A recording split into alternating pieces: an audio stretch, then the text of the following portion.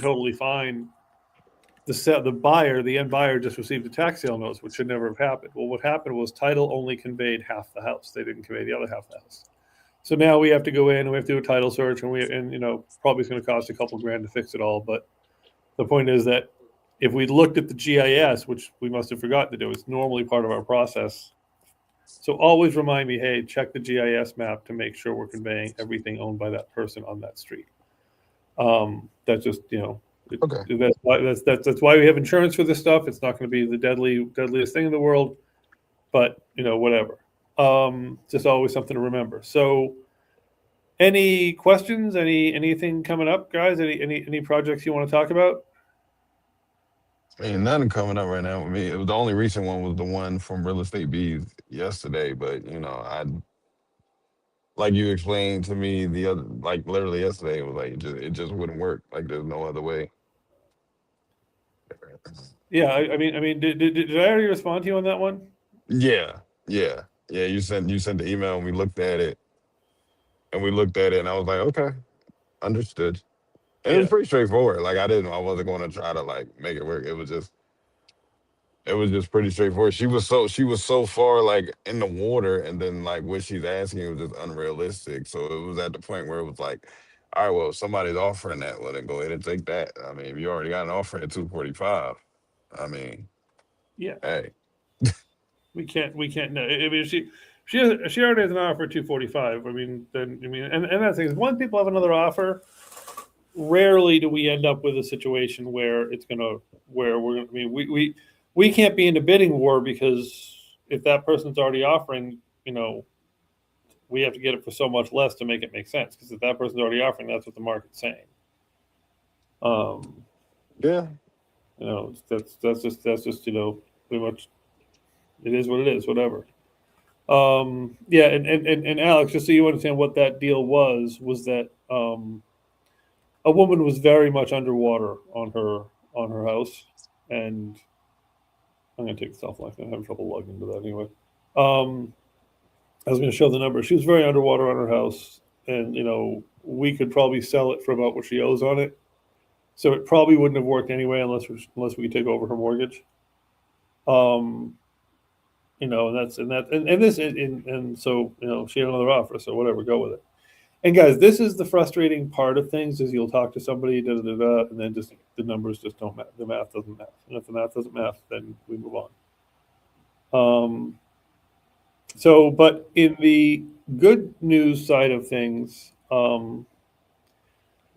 we are really getting a lot more. We have a lot more capability now than we did even 2 weeks ago with the self storage side of things, with the lending side of things, different ways of making deals happen. Alex, I'm gonna have to get you a different skip trace solution because the skip trace company that I've been working with for years just isn't reconnecting my account for whatever reason. So I'll have to get you a different skip trace company. We do have one we just signed up with. It charges like a dollar a skip or something. So that's fine. And by the way, that's one of the few charges we don't cover. If you need to skip something, that's $1 or $2. That's on you. But basically, yeah. So the skip trace thing we just got resolved.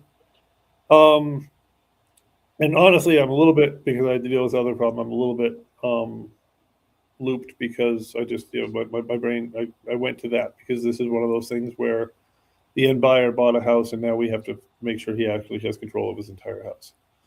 Um, it basically, which is and really that's the GIS thing.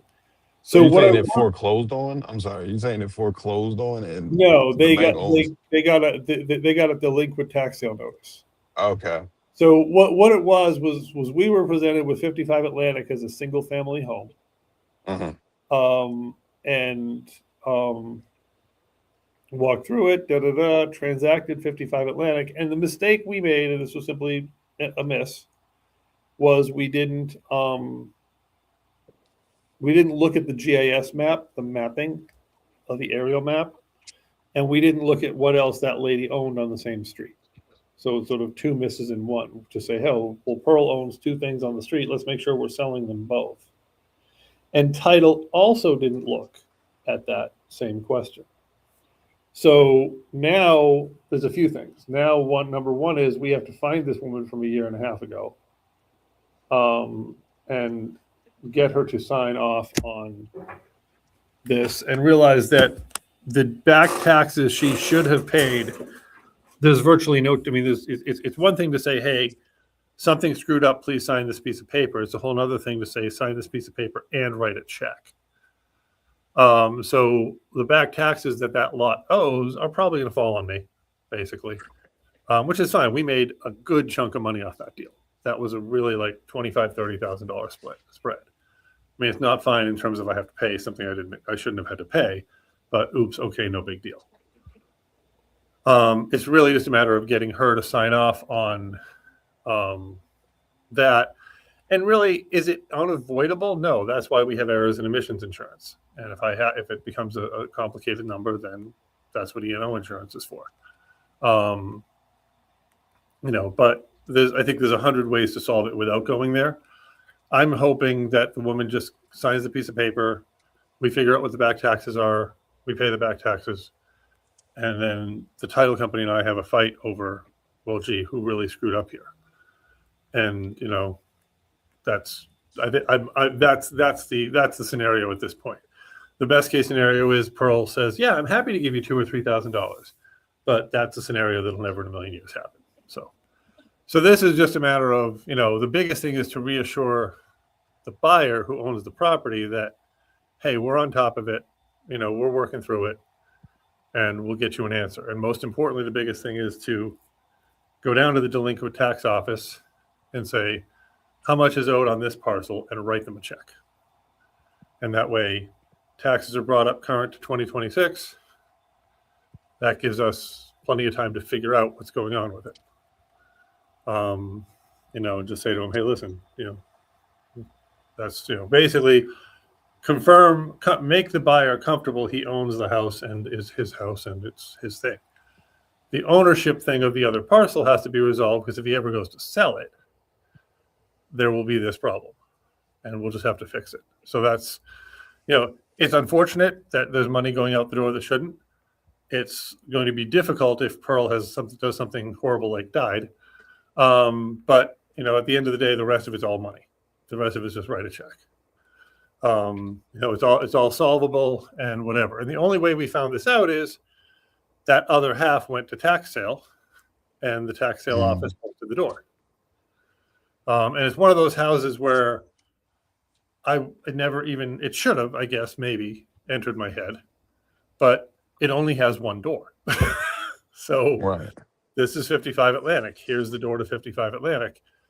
It just, process-wise, yes, it should have processed, which brings me to the other thing.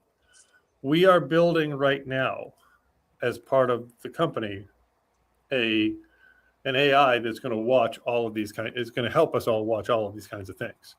It's going to be, you submit a package, and it's like, okay, you didn't submit these answers. Now, you can waive and say, okay, I'm going ahead without submitting these answers, but it's going to watch that. It's going to say, did someone look at the GIS? Did someone look at the mapping? Did someone look at this?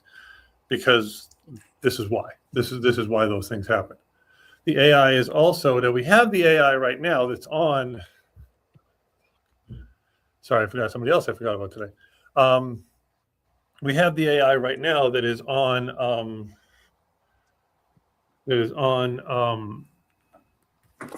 the REI homepage website, and that AI does the same thing. It evaluates deals, so you can go ahead and use that. You can go ahead and use that AI to evaluate deals. But we're building a better one. Is pretty much what I'm saying. Now, what I am going to do is I'm going to cover the process for cold calling, if nobody else has any other questions, because we have a new cold caller named Zach, and I'm going to get him going on the process and just show everybody where the scripts are and where the information is. So as you all know, you guys already know this, REI homepage. Sorry, what? No, I was just listening. Okay. So REI homepage, forms and such is where the seller form is. That's where you fill it in when you get a seller lead. And I will go through that process secondly. Docs and scripts.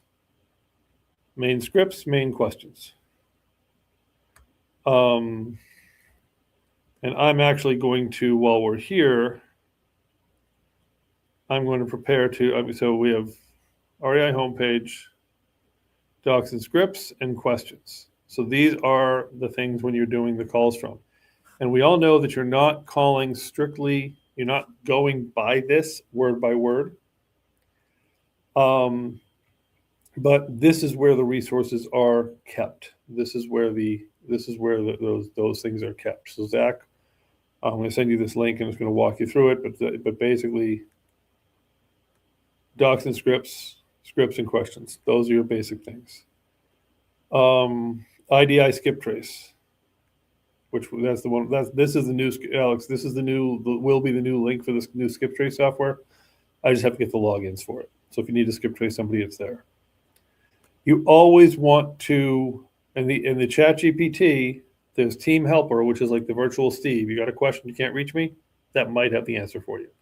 Realize AI is, always double check if you question the answer, but it's usually pretty good. RGPT analyzer will analyze deals. There's a lot of steps to it, whatever, but it will analyze deals for you. You don't go back to a seller based on the AI analyzer. The AI analyzer is just part of what you're using as a tool to build out what you put into the seller form. And actually, this is what I'm having trouble logging into. The seller form should appear when you click that button. And what you also want to do is you want to open a new Google Drive folder for every property. This just makes the seller form easier. Property, your name, property name, address, whatever. And you're going to open that up and you're going to set it as a sharing for anyone with the link to be an editor. And then you're going to put the link into the seller form. You can copy the link into the seller form.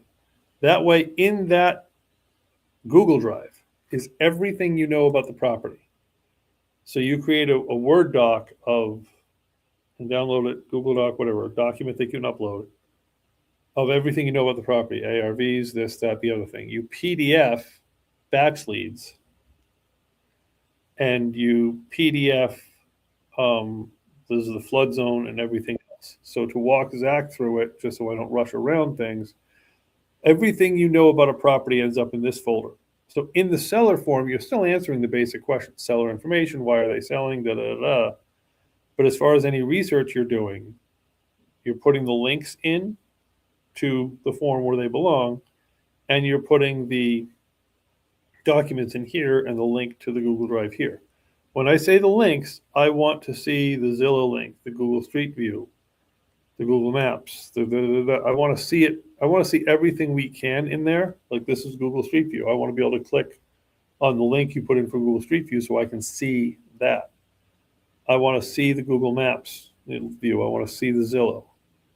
I want you to, and Zach, just go back again here. Under resources is main spreadsheet. And this spreadsheet, not surprisingly, has every link and every login you will ever need. Buyer form, wholesaler form, seller form.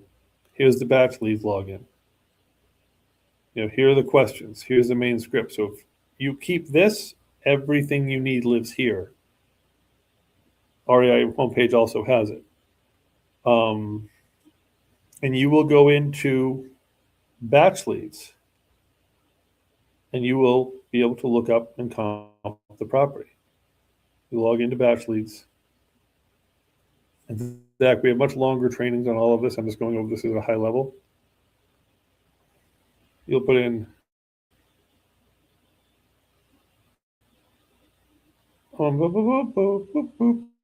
there we go. And then you'll do comparables.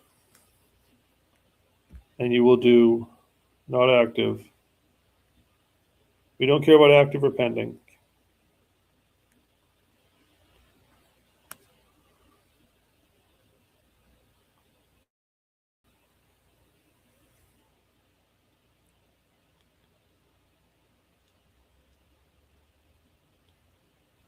And then we do it likes bigger. It likes last 12 months. I like last 6 months. It likes within 5 miles. I like within 1 mile. So we do like to bring those circles in a little bit tighter. And then here are the comps. And so you're going to tell us what the comps are. And you can use PropStream, you can use PropWire or whatever. But we also want to see a screenshot of the most likely, either a screenshot of the most likely similar ones, or you can download matching ones in batch leads, and you can download it to a spreadsheet. But you're either downloading a spreadsheet and putting it in the Google Drive, or you're screenshotting the most likely ones here. Again, distance matters, so we want less distance.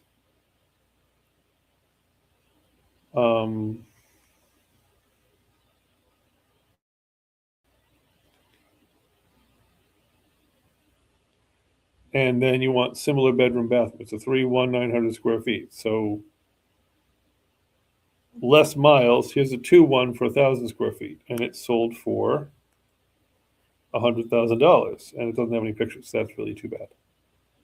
3/4 of a mile away, a 3,200 square feet, and it's sold for $210,000. And let's go see what its pictures are.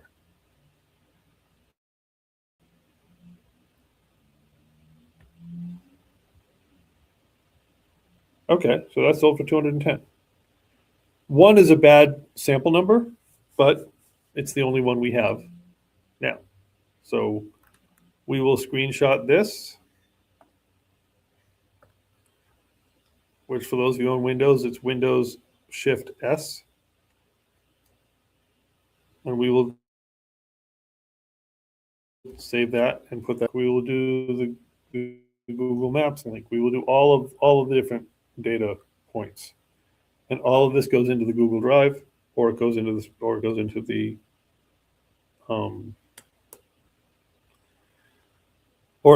seller form. Either way, and then that's how we begin to analyze the property. Once you have all that and you have all the seller information, you can then use the AI to try to come up with. Oh yeah, one more. Forgot. You got to do. You want to do flood zone, and you only do this when you're on the phone with the seller who's interested. Please don't. The next address is 123 Main Street. Let me do all this and then see if I can call them. No, because 90% of them are not going to answer, or they're going to have another offer or something. But you put in the address here, 108 Grove, or let's see, 437 Blackman. This is a call we got this morning, actually.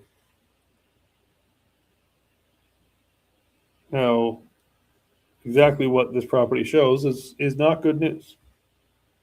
Blue is a bad flood zone. So you're going to set that up in a way that it can be seen. You're going to scroll back enough to, you're going to zoom out a little bit. And you can print this to PDF as well. That's sometimes easier to print it to a PDF. And you're going to download this, and you're going to say, okay. And you want to make sure, because some pages don't print to PDF well. Like this one. It doesn't print to PDF at all well. So if it doesn't print to PDF, then you want to do a screenshot. And you're going to save that.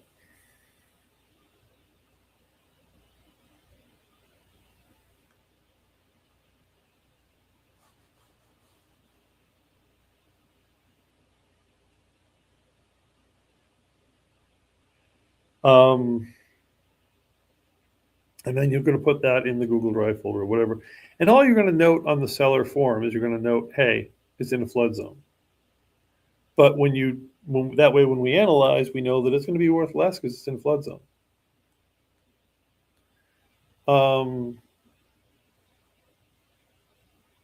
And so this is all part of the research that you're doing. But Zach, for your initial, what you're doing right now, and I'm just going to ask Google, I'm going to ask, I'm going to ask Claude here to make a better version, or chat to make a better version of to update our scripts, basically, to update our scripts. Probably what I'm thinking of saying here. I'm just going to take our old scripts, which have been old for a while, been working for a good couple while, and I want chat to make a better version of our scripts for, just to improve them. You do not have to use our scripts. It is not a requirement that you use our scripts. These are guidelines for you.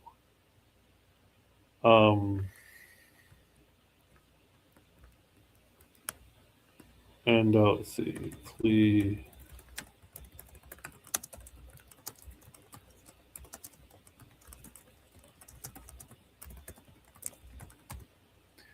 So that's the process for cold calling. And you guys have been given, those of you who want to be doing this have been given data lists to cold call.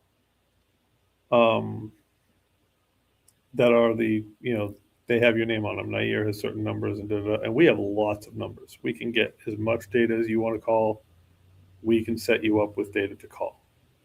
So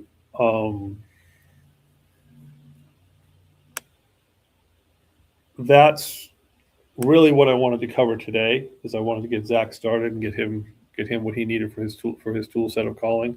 Zach is or has been in the past a professional cold caller, not in the real estate field, in a different field, but we'll probably bring him on in the future to talk about how to do better cold calling and so forth.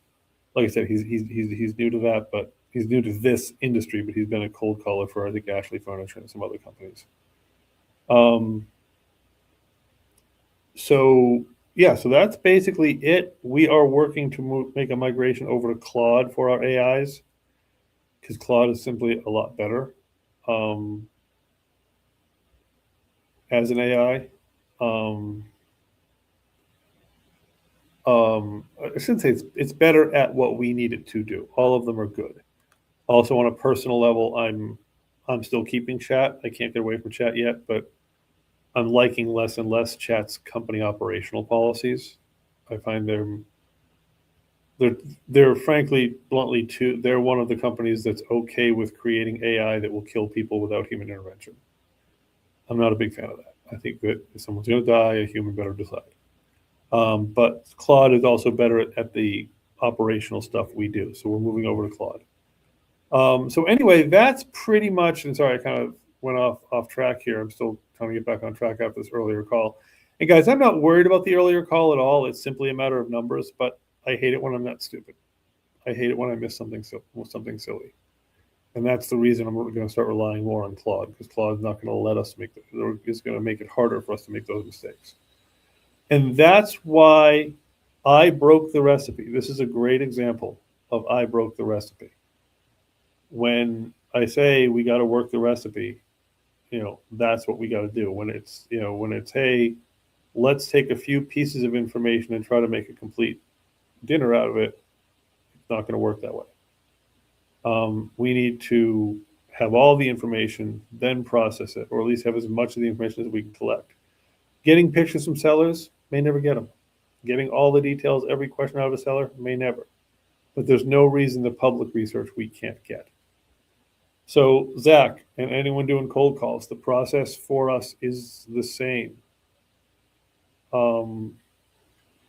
That we cold call, we get a cold call in place. If we get someone on the line, they own a property. They want to, and by the way, all of these updates are going to show up right on the same link. I'm just replacing what's in the document. They own a property, they want to have a conversation, great, you collect their information. Or you get us on the phone if you're not comfortable collecting their information. We'll work with you, we'll do it for you a few times, whatever, you can watch us, and then you eventually go off on your own. Then you collect everything else. After the call is over, you collect everything else. And you do not, I just want to be stressing this a billion times, you don't have to follow this script in order or even completely. Your dialogue with the seller, like Nair and I have done a couple of calls where he's great with the dialogue with the seller. It'll meander. Look, I meander. Everyone meanders. But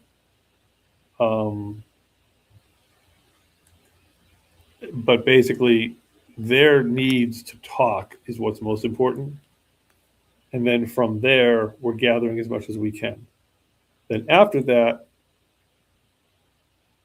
you getting the rest of the information so that we can properly process it is key. And as an example of how key it is, actually, um, I did a deal for self storage. I sent the offer out yesterday, but I only had like 9 of the 25 points I needed to know. So it wasn't a real offer. It was an email to the broker and said, "Hey, based on the 9 points you gave me, here's where I'm at." And I think I was at like 1.2. And um, then he gave me the other points, and I'm at 950,000. And he's like, "But you're at 1.2." I said, "Yeah, that's when I didn't have all the information. I didn't offer you 1.2. I said, based on what you gave me, I'm thinking we're in the range of 1.2. Now, based on everything else you gave me, and it's okay broker to broker. It's okay at a commercial level where you're dealing with 2 investors. It's not a happy game when you're dealing with, you tell the seller, like if you call the seller back, and I think, was it Nair or was it Will? I forget. We had a conversation where they called the seller back and said to the seller, "Hey, your place is worth 91,000," and no, it wasn't. Oh, it was Shad. Sorry.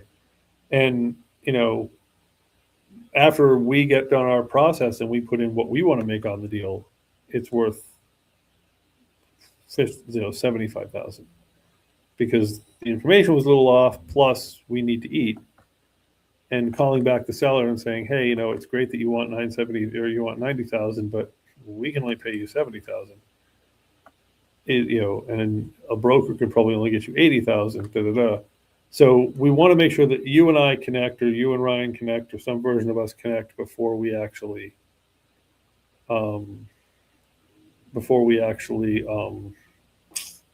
get back to the seller. And we want to get back to the seller quickly, but it doesn't have to be speed of light quickly. And so that's pretty much all I have. Has anybody got anything else you want to cover?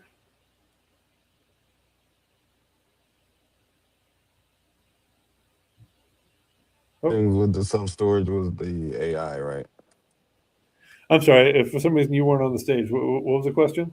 Oh, I was saying you were saying as regarding with the self storage, commercially was the newest things that we got with that were the AI and a new skip tracer or something like that. Just trying to Well, make sure. I mean, everything we're doing covers all kinds of deals because Okay.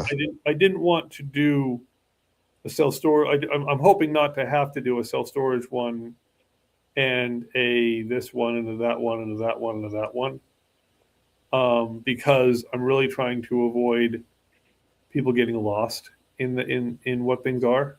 Like, oh, do I need this? Do I need this AI or that AI? I'm trying to Mhm. build a single AI. Um, I'm trying to build a single AI that says everything you need, in one kind of one space. So the AI we have, and don't look for the other AI. That's going to be weeks before we get it on board.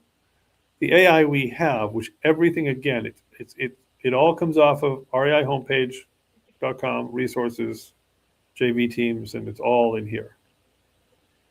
The AI we have is good. The AI we have for deal analysis, what I don't like about it is it's kind of busy. There's a lot of steps to it. It's very accurate when you do the steps, but there's a lot of steps to it. I'm trying to get that streamlined.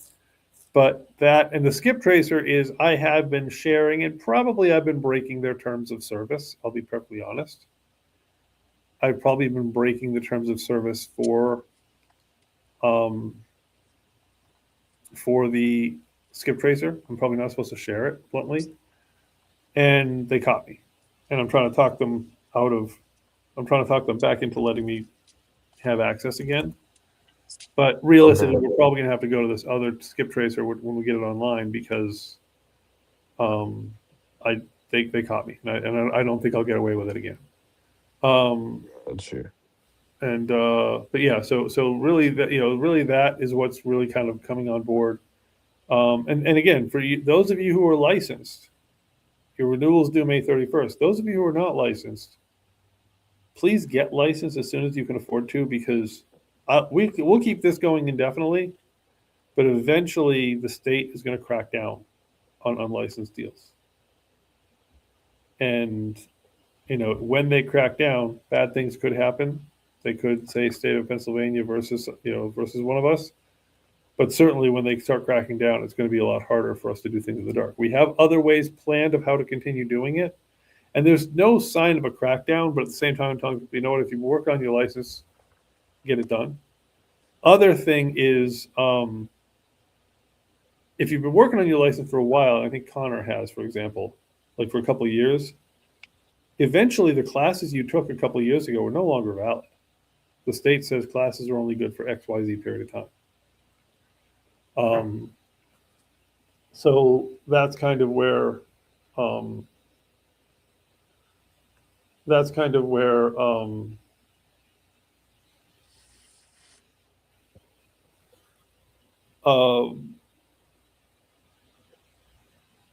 that's kind of where you actually basically lose money. I don't know how else to say it. I'm going to find a nicer way to say Yeah. it. Is that if you've paid for a class and the state decides that, oh, after 3 years your class is no good, you wait past 3 years, you're taking that class over again. They're not arguing. Oh wow, yeah. So that's really it. So basically, if you are working on your classes, please get them done. If you're already licensed, May 31st. And then we'll go from there. Oh, and one last thing, I do need to log in for the software for the self storage analyzer, like the one that you were telling me about, that you got the ID from the conference and you told them that you would be sharing it with specifically me. I forget what the name of the actual software is called. Oh, tracked. Yeah, Track.q. Yep. Okay, yeah. So send me a message. I'll get that to you later today. Okay. Okay. All right. All right. Okay. All right. Thanks, man. Talk to you later. Bye bye. Bye bye.